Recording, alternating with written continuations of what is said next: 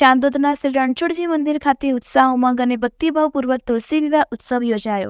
દેવઉઠી 11 રોજ સનાતન ધર્મનો અત્યંત પવિત્ર તુલસી વિવાહ ઉત્સવ તીર્થક્ષેત્ર ચાંદોદના પૌરાણિક શ્રી રણછોડજી મંદિરના પટાંગણમાં ભક્તિભાવપૂર્વક રંગીચંગી યોજાયો હતો.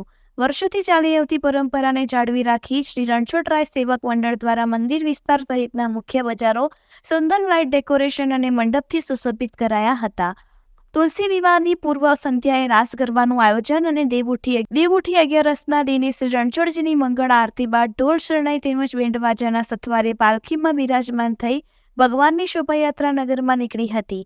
દિવસભર ઠેર ઠેર ભગવાનના વધામણા તેમજ ઘરે ઘરે પુનિત પધરામણી બાદ રાત્રિના ભગવાન લગ્ન મંડપ ખાતે આવી પહોંચતા ભવ્ય આતશબાજીથી ભગવાનના વધામણા કરી નિજ મંડપમાં મોટી સંખ્યામાં ઉપસ્થિત નગરના શ્રદ્ધાળુઓ સાજન માજનની ઉપસ્થિતિમાં બ્રાહ્મણોના મંત્રોચ્ચાર અને ગીત સંગીતની સુરાવલીઓ ભગવાનના તુલસીજી સાથે લગ્ન યોજાયા હતા. આ લગ્ન ઉત્સવ અવસરમાં વિશેષ રૂપે ઉપસ્થિત રહ્યા હતા. રિપોર્ટર ફઝલ રજાક ખત્રી. જય રણછોડ.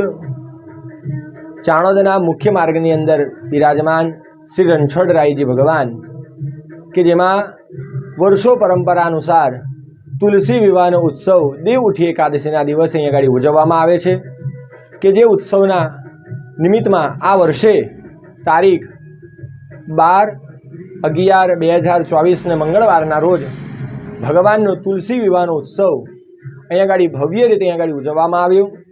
ઉત્સવના ભાગરૂપ લગ્નના આગલા દિવસે સાંજે અહીંયા આગળ રાસ ગરબા રંગોળી કાર્યક્રમ અહીંયા આગળ કરવામાં આવ્યો.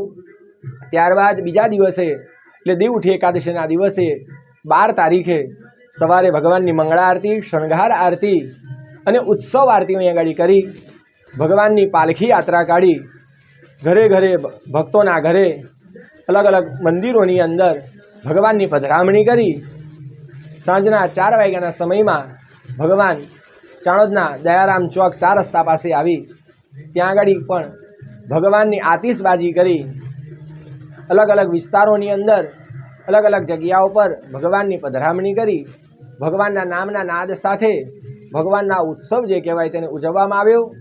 અને રાત્રિના 11 વાગ્યાના સમયની અંદર ભગવાન રણછોડરાયજીના તુલસીજી સાથે ભક્તોની સાક્ષીની અંદર સાધુ સંતોની સાક્ષીની અંદર અહીંયા આગળ ઉત્સવ લગ્ન ઉત્સવ અહીંયા આગળ ઉજવવામાં આવ્યો. જય ગણેશ.